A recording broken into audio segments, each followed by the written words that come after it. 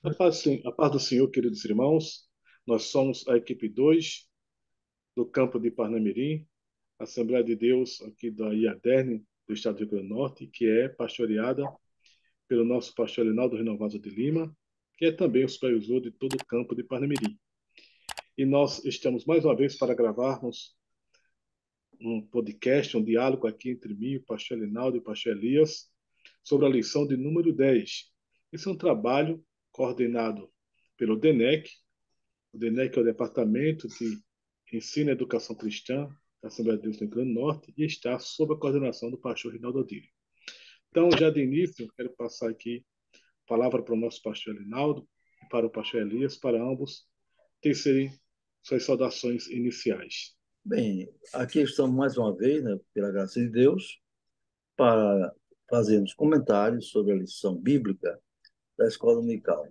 Queridos, eu quero saudar aos nossos pastores, aos nossos queridos participantes desse canal, com a paz do Senhor Jesus. Nós estamos aí para mais uma aula muito interessante. Eu creio que há muito de Deus para somar aí aos seus alunos. Eu espero que cada professor realmente esteja cada vez mais empenhado e dedicado nesse trabalho que é fantástico, que é a Escola Bíblica Dominical. Deus abençoe a todos e vamos juntos aprender uns com os outros. Muito bem, então estaremos agora comentando a lição de número 10, que será dada no dia 3 de setembro de 2023 na Escola Dominical. O título da lição é A Renovação Cotidiana do Homem Interior. O textuário diz: Por isso não desfalecemos, mas, ainda que o nosso homem exterior se corrompa, o interior, contudo, se renova de dia em dia. 2 Coríntios 4,16. A verdade prática diz assim: Por instrumentalidade do Espírito Santo, os salvos experimentam a renovação interior em meio às adversidades externas. E a leitura bíblica em classe está em 2 Coríntios, capítulo 4, versículo 11 ao 18. Os irmãos devem fazer essa leitura em casa. Para ganharmos tempo, nós iremos já passar para os comentários. Então, os nossos objetivos aqui eles estão de acordo com os tópicos que serão abordados. O primeiro objetivo é refletir sobre as adversidades enfrentadas pelo homem exterior, e o tópico primeiro fala justamente sobre o sofrimento exterior. O segundo objetivo é compreender que essas dificuldades na vida não podem ser comparadas à glória futura reservada aos cristãos. E o tópico de número 2 tem como título a renovação interior. O terceiro objetivo trata de despertar os alunos para buscar o renovo espiritual e o fortalecimento do homem interior. E aqui o tópico 3 fala sobre os desafios de hoje. Então, estes são os nossos objetivos para hoje. Desde já queremos começar com o nosso pastor Reinaldo, comentando o tópico primeiro, e assim que o pastor Reinaldo terminar, o pastor Elias imediatamente já começa a, a comentar o tópico 2. Bem, o tópico 1 fala sobre sofrimento exterior. Mas, antes vou dar um toque aqui na introdução, não é? Quando o comentarista diz que adversidades externas são incontestável realidade. Elas existem, né? E diz ele que, é muito bem colocado, pelo Espírito de Deus, os salvos experimentam renovação espiritual interior em suas vidas, não é verdade? Graças a Deus. Então, vamos para o tópico 1, sofrimento exterior. O que é isso, não é? O subtópico 1 fala sobre a experiência de Paulo, e que ele é um exemplo, não é? De que quanto sofreu por ser um servo de Deus, um evangelista, um homem totalmente voltado para a obra de Deus, um homem que se santificava em sua vida, mesmo assim ele passou adversidades tremendas, não é? Ele não perdeu a solidez da vida espiritual, não é? Mas também em suas epístolas relata as tribulações por que ele passou. Veja só a lista aqui, não é? Que ele colocou na sua epístola. Ele passou por prisões, açoites, apedrejamento, perseguições, fadiga, fome, sede, frio e nudez. Diga para os seus alunos, você que é professor, irmãos, qual de vocês passou pelo menos por um terço disso aqui? Acredito que eles vão dizer que ninguém passou por tudo isso. Pode ter passado doença, alguma luta e tal, não é? Alguma perseguição, quem sabe, por ser crente, mas tudo isso ninguém passou, né? Talvez quem sofreu tanto, ou não sei dizer se mais do que Paulo, foi Jó, aquele grande servo de Deus, né? Passou por tribulações inimagináveis. Então, Paulo, ele resumiu, não é? Essa atividade da nossa jornada nas seguintes palavras. Veja bem, em 2 Timóteo 3:2. E também todos os que piamente querem viver em Cristo Jesus padecerão, quer dizer, piamente, não é? Padecerão perseguições. Você viver piamente quer dizer viver em santidade. Uma vida piedosa, pode-se dizer que é o sinônimo de viver em santidade. Então, o apóstolo Paulo está dizendo que quem quer viver para Deus assim sofrerá perseguições. Fala para os seus alunos que, se eles conhecem algum colega da escola, algum crente, não é? Que não vai à igreja, que não ora, que não busca, que é carnal, se ele é perseguido, certamente você vai ouvir uma resposta que não, porque quem não vive piamente vive de modo mundano, vive procurando agradar a carne, agradar ao mundo, agradar ao diabo. Em consequência, né, eles não sofrem essa perseguição, pelo contrário, eles são bem acolhidos. Talvez alguém diga que aquele rapaz que toma cerveja, diz que é crente, toma uísque, namora com pessoa descrente, ou seja, não vive uma vida pia, ele seja elogiado. Alguém talvez até diga assim, esse é que é o crente que eu gosto. Mas esse não é o tipo de vida que Deus quer para nós. Não é verdade, meus irmãos? O apóstolo diz que é uma declaração de que somos pó, quando ele diz que o nosso tesouro, não é? O tesouro, ou seja, o sinônimo daquilo tudo de melhor que Deus deu para nós, a salvação, a fé, o Espírito Santo, a proteção, a graça, a unção, tudo isso é um tesouro, mas ele diz, o tesouro do Evangelho está guardado em vaso de barro. Está lá em 2 Coríntios 4, 6 e 7. Quer dizer, isso mostra o quê? A nossa fragilidade humana, não é verdade? Assim, o homem exterior. O que é o homem exterior? Os alunos já devem ter ido à lição e devem ter observado. O homem exterior é o corpo humano, não é? É o lado humano da pessoa. Então, o homem exterior sofre muitos ataques, não é verdade? Segundo subtópico é o exemplo do apóstolo. Mesmo diante daqueles sofrimentos todos, que já foi resumido há pouco, não é? Perseguição, fadiga, fome, frio, nudez, etc. Observe, né? Ele não retrocede e nem nega a fé. Timóteo 4:7, Hebreus 10:39. Pelo contrário, as suas provações, o que ele passou, forjaram a sua confiança em Deus na sua vida e no seu ministério, né? Tem uma hora que ele diz, quando eu sou fraco é que eu sou forte, não é verdade? E ele ouviu da parte de Deus o seguinte, quando ele pedia para Deus livrar ele de uma certa situação, disse, Paulo, a minha graça te basta. O meu poder se aperfeiçoa na tua fraqueza. Tá vendo, irmão? Fraqueza aqui não quer dizer pecado, não. Fraqueza humana, limitações, dificuldades para vencer, não é verdade? Isso é muito importante. Aí ele falando aqui, ele diz o seguinte, que a sua fé foi provada, ela sofreu muito e por isso ela se tornou mais forte. Eu sempre digo que a fé para ser aprovada, ela precisa ser provada, não é? Então, o apóstolo deixou um grande legado, né? Aí ele diz: por isso não desfaleçamos, ainda que o nosso homem exterior se corrompa. A gente não deve desanimar, não é verdade? Então, o salvo não se desanima nem recua. Não recua, não recua.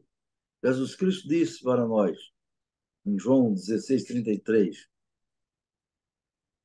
no mundo tereis aflições, mas sede bom ânimo, eu venci o mundo. Isso é um encorajamento do Senhor.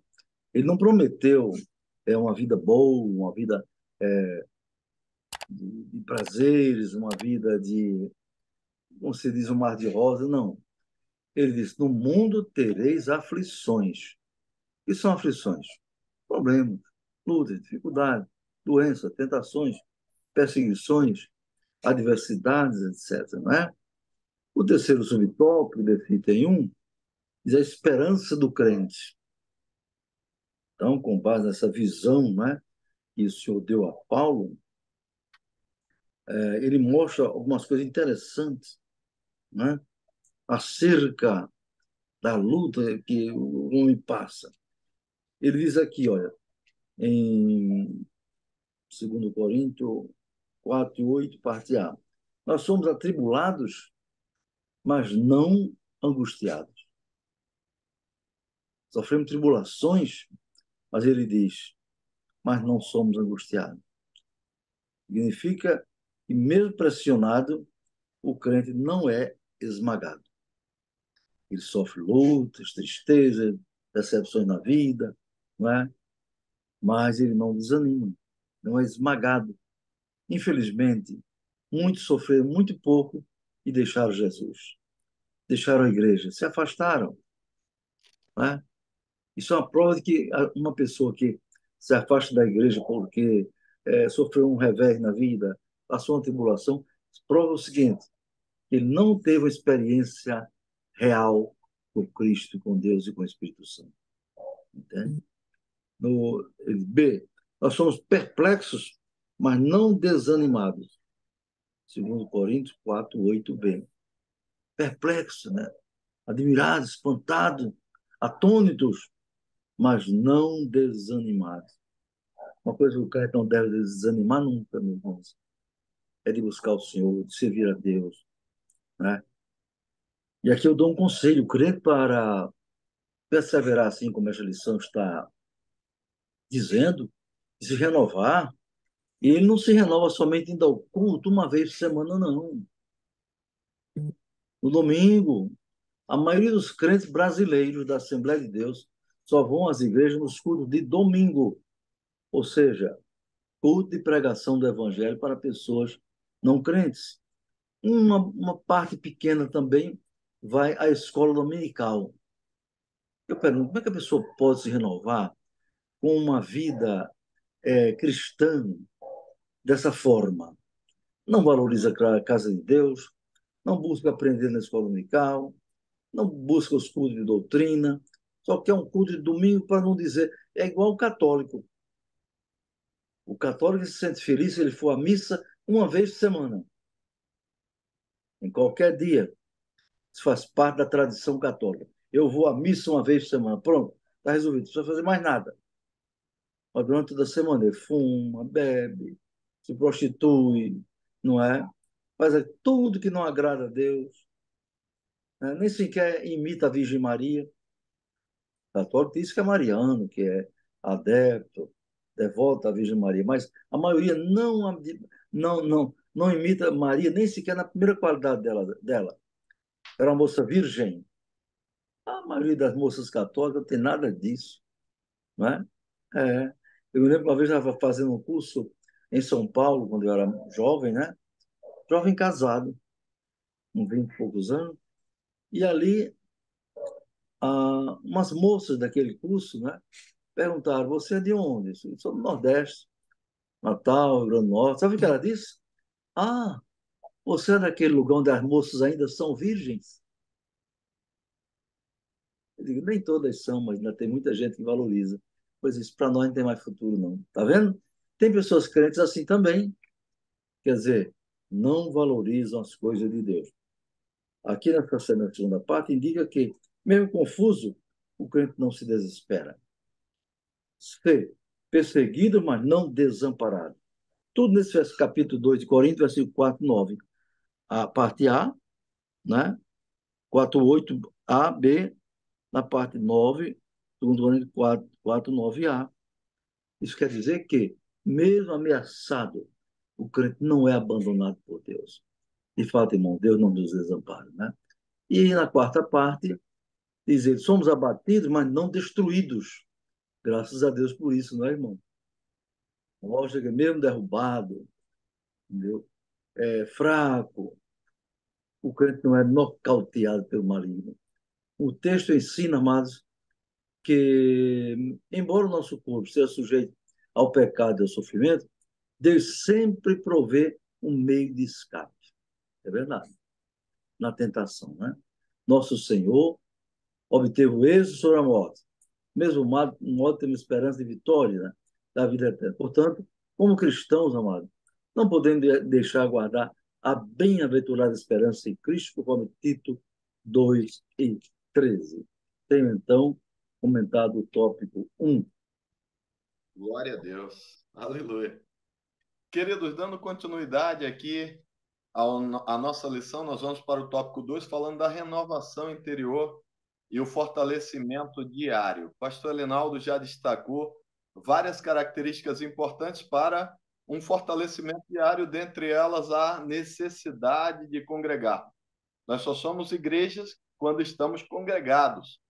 Fora disso, nós somos templo do Espírito Santo, mas para sermos igreja, temos que ser membros da casa do Senhor, estar no meio dela e fazendo parte, aí sim, nós somos membros desse corpo de Cristo, somos igreja.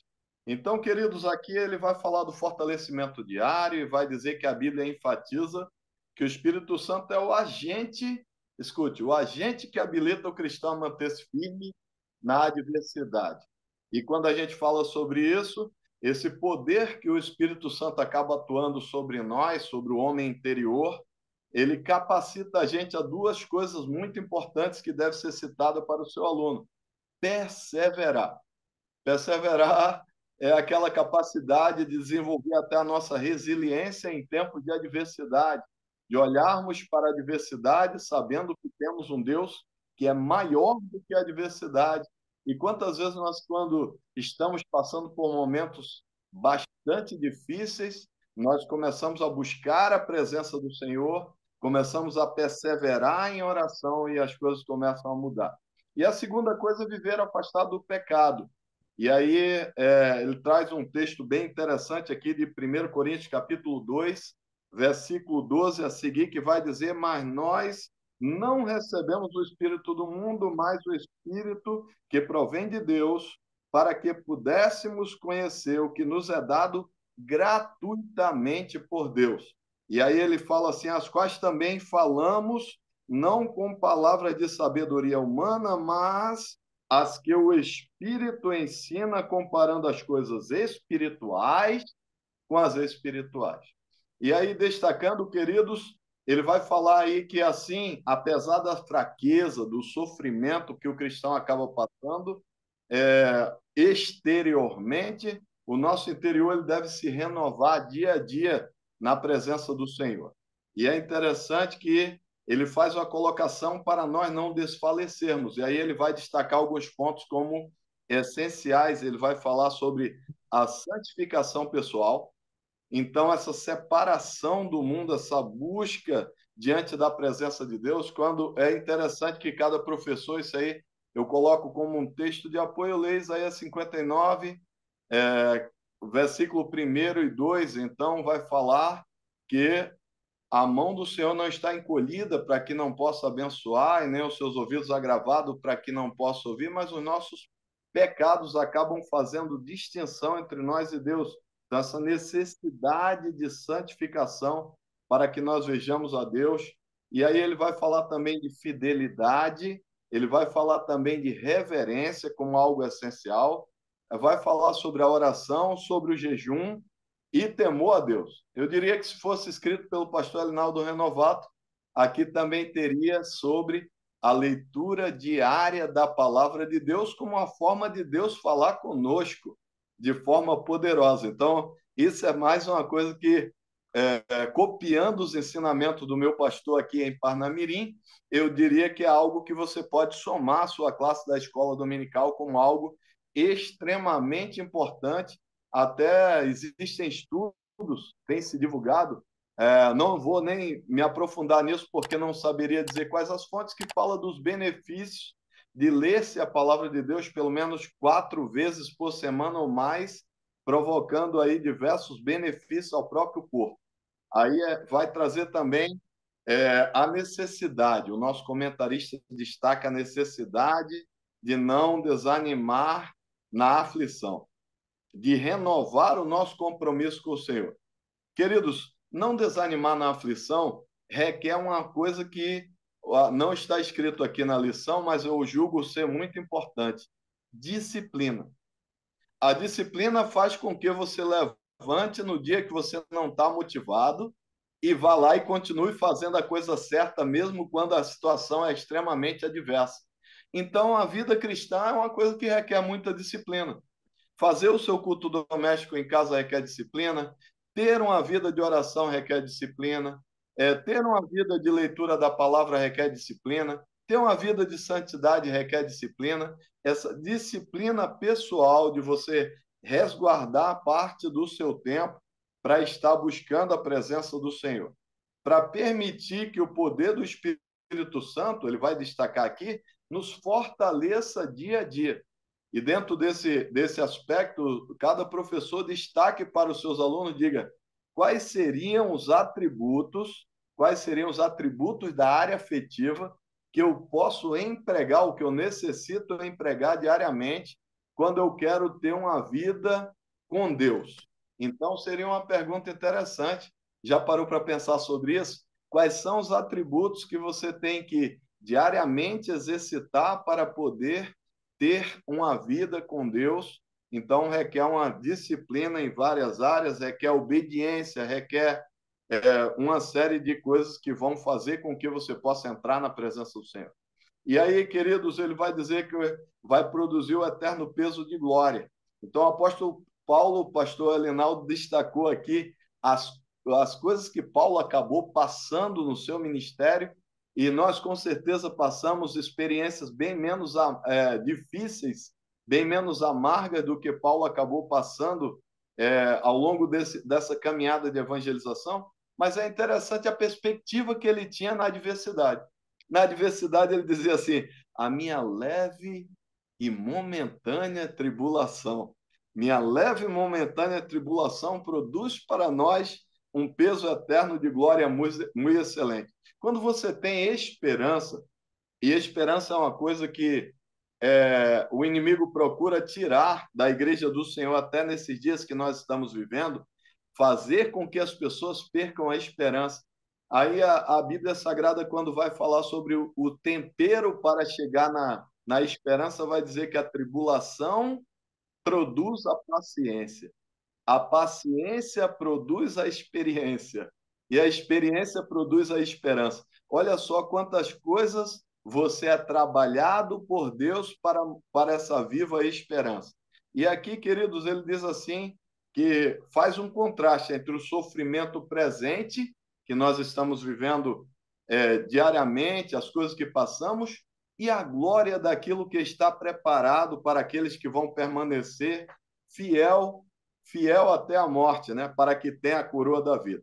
E aí ele diz aí, se comparado ao peso da glória eterna, então ele vai falar que a tribulação, essa leve tribulação e passageira, ela vai trazer para nós, no meio de toda essa diversidade, algumas experiências também.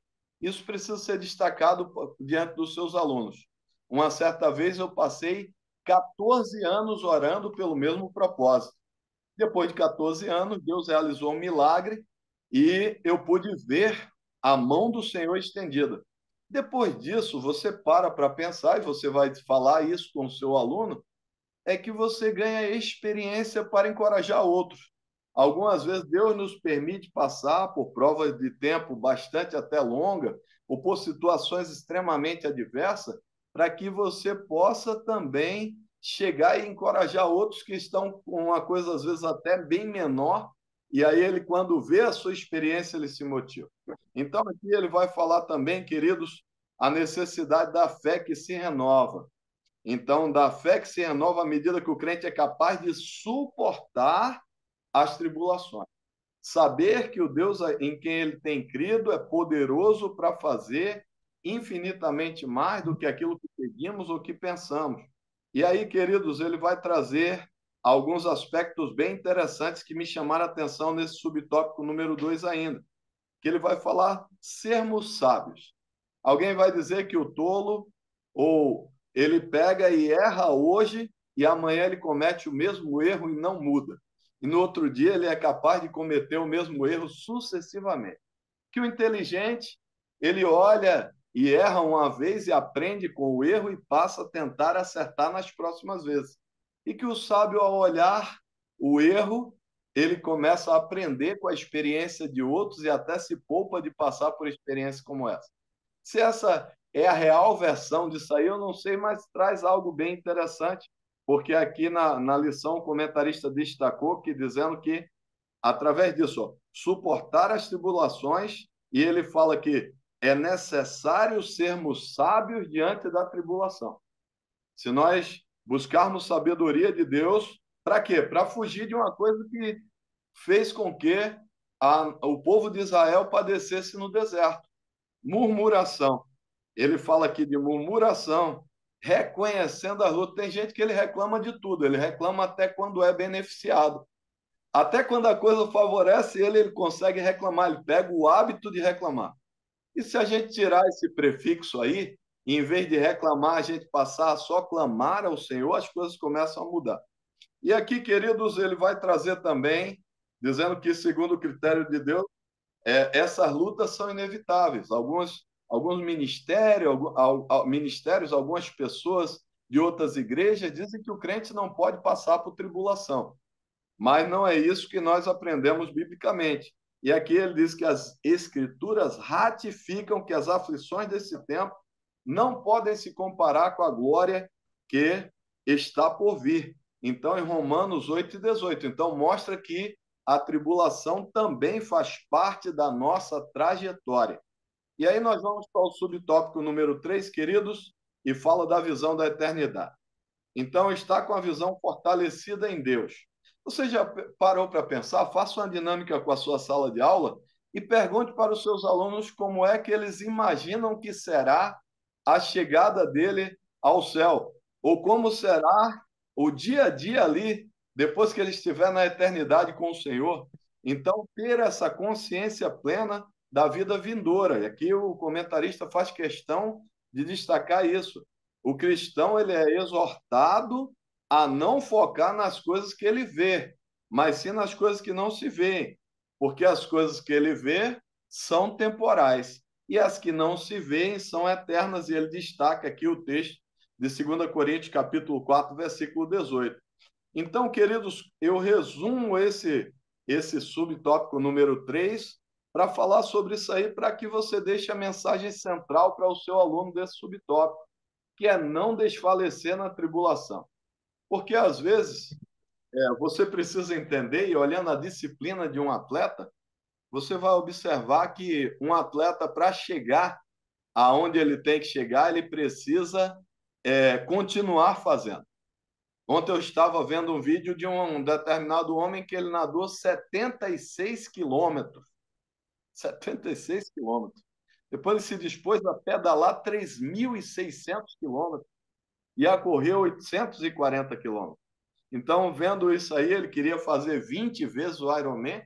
Você observa a disciplina no meio da dor.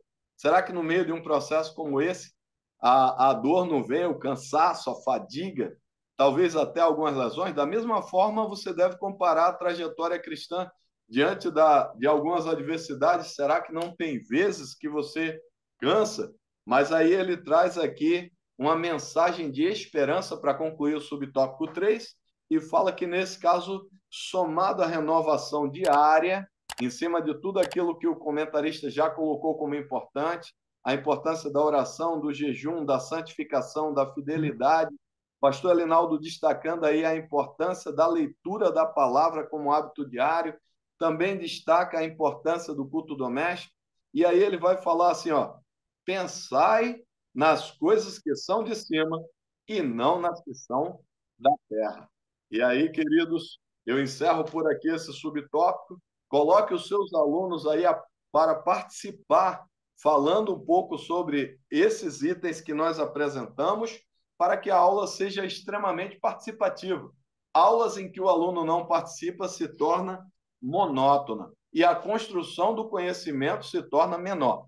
Quando nós estudamos a pirâmide do conhecimento, que fala lá sobre forma de aprendizado, a gente acaba vendo que quando o aluno participa mais, ele tem um ganho muito maior de aprendizado. Então, coloque o seu aluno envolvido para participar e debater esses assuntos, e eu tenho certeza que virão experiências maravilhosas e que vai somar muito a sua lição. Amém, queridos? Nós temos justo aí o primeiro comentário do pastor Elinaldo, abordando a parte de sofrimento exterior, sofrimento que é comum nós passarmos como cristãos, o pastor Elias trazendo aí a renovação interior com conselhos práticos para que nós possamos viver de forma renovada, seguindo os diversos passos que o comentarista coloca na lição e mais também a recomendação aí da leitura da palavra de Deus, do culto doméstico, né? Coisas que nosso pastor Linaldo também destaca. E aqui no tópico 3, nós temos como abordagem os desafios de hoje. Porque a gente precisa dessa renovação interior constante. Nós sabemos que o crente sofre, é comum passarmos por tribulações. E por que a gente precisa sempre dessa renovação que o pastor Elias acabou de abordar? Porque nós sempre tivemos, como cristãos ao longo da história, necessidade de sermos renovados interiormente, de mantermos a nossa chama espiritual acesa, de termos uma comunhão constante com Deus. Mas nós temos muitos desafios hoje, desafios que não haviam no passado. No passado tivemos muitas perseguições da igreja, como temos pelo mundo afora. Existe aí um grande número de cristãos, cerca de mais de 260 milhões de cristãos que vivem sob intensa perseguição no mundo. Mas, a despeito disso, nós estamos vivendo hoje outros tipos de perseguições terríveis, como aqui no nosso país e na América Latina e em todo o Ocidente.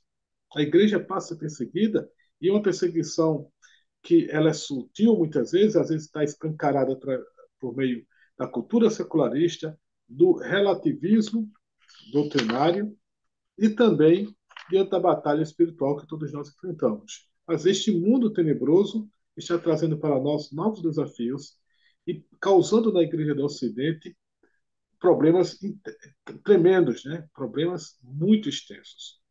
Não é só a questão de estarem batalhando contra nós no mundo cultural, no aspecto cultural, como aquele frisa no tópico número 1, a cultura secularista.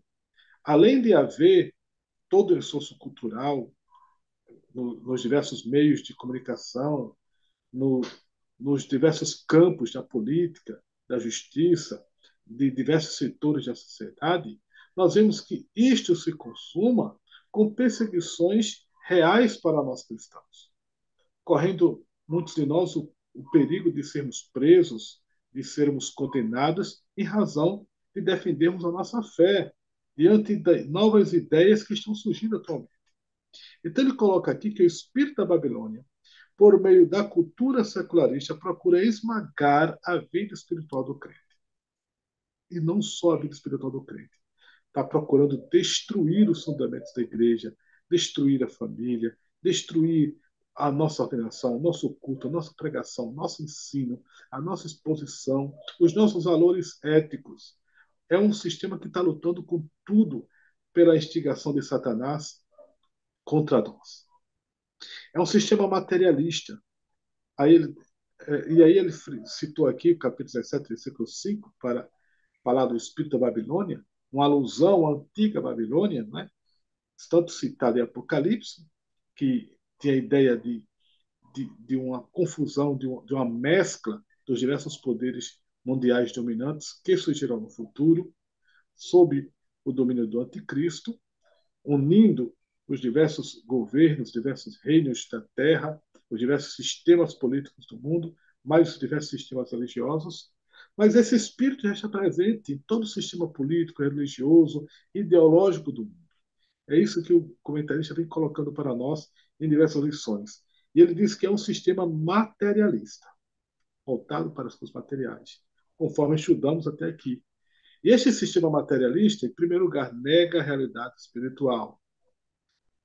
Isso é ensinado em faculdades, nas universidades, em cursos, principalmente cursos na área de humanas, que procura desacreditar o criacionismo bíblico, procura trazer ideias como evolucionismo, como a criação sem ter um criador, é uma criação que surge voluntariamente do acaso, há ideias absurdas que realmente dá para crer, mas isso está sendo colocado como se fosse ciência. E não apenas isso.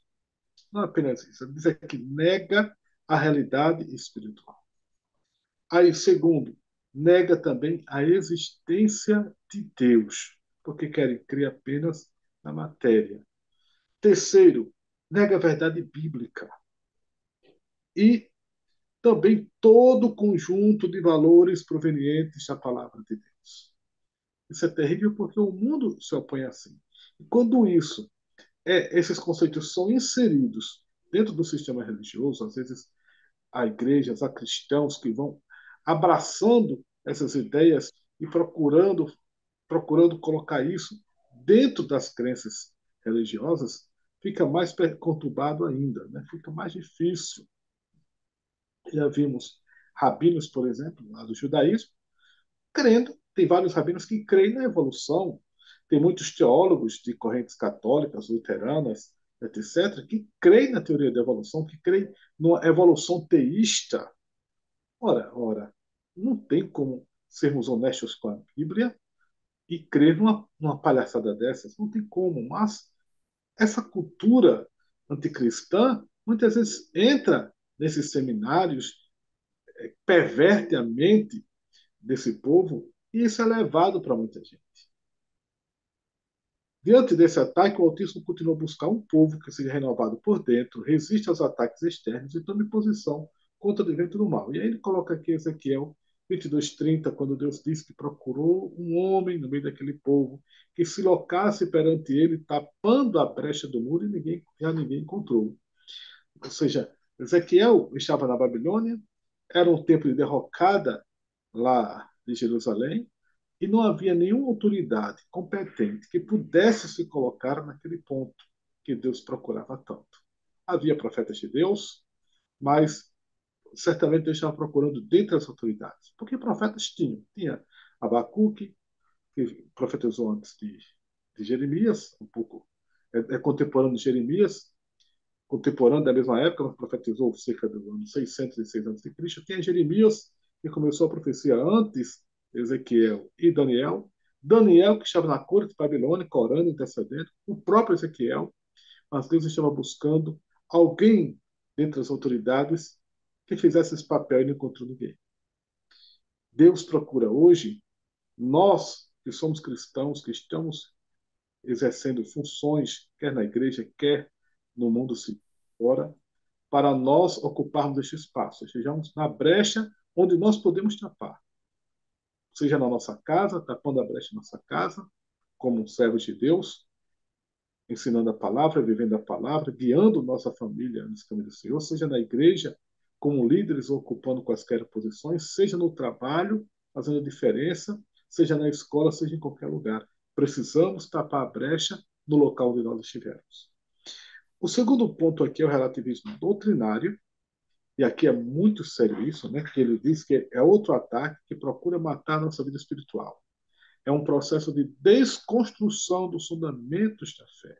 E aí ele diz que não podemos tolerar essa relativização doutrinária, porque relativizar a doutrina bíblica é enfraquecer o homem interior. Claro, nosso homem interior, nosso espírito se alimenta da fé. uma consciência voltada para a revelação da palavra de Deus. Se desconstruirmos as bases, os fundamentos que a palavra de Deus ensina, então todo alicerce da nossa casa espiritual é corroído, cai por terra. Então ele diz aqui que não há como renovar a nossa vida espiritual sem ter em alta conta a palavra de Deus. Não se pode fazer uma releitura seletiva da Bíblia para agregar igrejas que não aceitam a sã doutrina. O relativismo aliado à ideologia secularista impõe o que deve ser considerado como ideal. E assim, o pecado é aceito e tolerado. Porém, o crente renovado deve reagir contra essa inversão de valores, resistir ao espírito de Babilônia e batalhar pela fé que uma vez foi dada aos santos, conforme Judas 3. Ou seja, é um ponto muito sério essa tentativa de relativizar a doutrina cristã. Não se pode abrir mão das nossas doutrinas essenciais. Não se pode abrir mão da inspiração, inerrância e infabilidade das Escrituras. Abrindo mão de algum desses pontos, derruba a base da nossa fé. Nem dos nossos valores, de forma alguma. É porque alguém tem uma orientação sexual diferente, como hoje há tantas pessoas, e às vezes até dentro da igreja, há pessoas de orientação sexual, afetiva, há mulheres voltadas para o lesbianismo dentro das igrejas cristãs. Bem, veio assim, veio com esses problemas, que o Senhor os liberte, que possam ser livres, conhecer a verdade, e a verdade há de lhes libertar. Jesus disse: conhecereis a verdade, e a verdade os libertará. Jesus aceita todos como estão, aceita que venham, mas como diz Max Lucado no livro Simplesmente como Jesus, ele se recusa a deixar-lhe como está. Ele chama como está para transformar. Então, qualquer pessoa, do jeito que vier degenerada, vai ser regenerada. O que nós não podemos concordar é que a pessoa venha degenerada e queira modificar a Bíblia para continuar na sua vida degenerada pelo pecado. Não. A vida depravada pelo pecado foi um efeito do pecado. Mas o Senhor restaura, dá um novo nascimento, dá um banho no seu sangue, redime, limpa, purifica, transforma, santifica e lhe leva para o céu. Por derradeiro, nós temos a questão da batalha espiritual, que é travada por todo cristão. Eles, todo salvo trava uma batalha espiritual neste mundo. Seja uma batalha espiritual individual, que nós travamos, seja também coletiva como igreja. A igreja está numa batalha muito grande contra o reino das trevas. E aí ele enfatiza aqui que a Escritura diz que Satanás é o Deus deste século e que o mundo jaz no maligno. Segundo Coríntios, capítulo 4, versículo 4, Paulo fala que Satanás é o Deus deste século. 1 João 5,19, ele diz que o mundo está no maligno. E também, lá em 1 João, no capítulo, lá no Evangelho segundo João, também no capítulo 15, Jesus destaca, fala do diabo como o príncipe deste mundo. Ou seja, ele é o governante deste mundo porque o homem entregou, através do pecado, o controle a ele. Então, a nossa declaração de fé realça que foi com engano que ele começou as suas atividades contra o homem. Isso está lá em Gênesis 3,13, quando a serpente enganou a Eva e por Eva enganou Adão.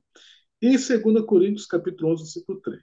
É com essa arma, a arma do engano, da mentira, por isso que ele também é chamado de pai da mentira e homicida, que o diabo e seus agentes ainda seduzem as pessoas neste mundo. A arma da mentira. E ele diz que os espíritos malignos têm capacidade de influenciar os que vivem na desobediência. Como é que ele influencia essas pessoas? Ele destaca manipulando, através da mentira, né? Fazendo a pessoa crer nessas coisas, aprisionando, né? A pessoa abre a brecha e fica aprisionado, e colocando essa pessoa contra Deus. A Bíblia alerta que nossa luta não é contra o homem, mas contra os demônios. Efésios 6, uma batalha tremenda contra essas hostes organizadas, a toda a hierarquia infernal, a hierarquia de trevas, para nós lutarmos. E aí ele fala que o crente renovado, de posse da armadura de Deus, deve posicionar-se contra esse lado do diabo, orando em todo o tempo, com toda oração e súplica no Espírito Santo.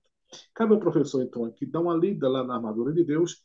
Aqui foi colocado Efésios 6, versículo 18, mas é importante ler desde o versículo 12, que é onde começa o parágrafo, onde Paulo vai falar da armadura de Deus, da necessidade dessa luta, e ele vai também alistar 6 armas diferentes para o crente combater, e além dessas armas, vai recomendar o exercício da oração do Espírito Santo.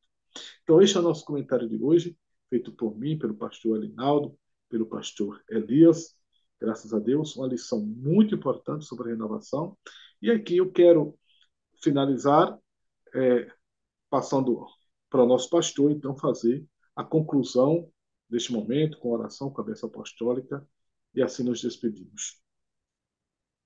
Amém, amados. Graças a Deus por esses comentários que Deus tem nos concedido, não é?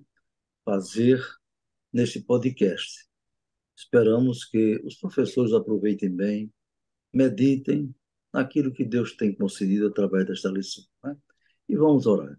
Querido e bondoso Deus, nosso Pai, neste momento somos gratos a Ti, Senhor, pela bênção que nos dás e poder ter a Tua palavra em mãos, a Bíblia Sagrada, também estas lições preciosas, Senhor, que fortalecem a nossa fé em Cristo.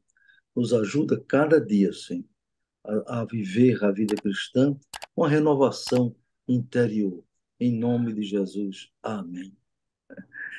A graça do nosso Senhor Jesus Cristo, o amor de Deus, nosso Pai, a comunhão e a consolação do Espírito Santo, seja com todos agora e sempre. Amém.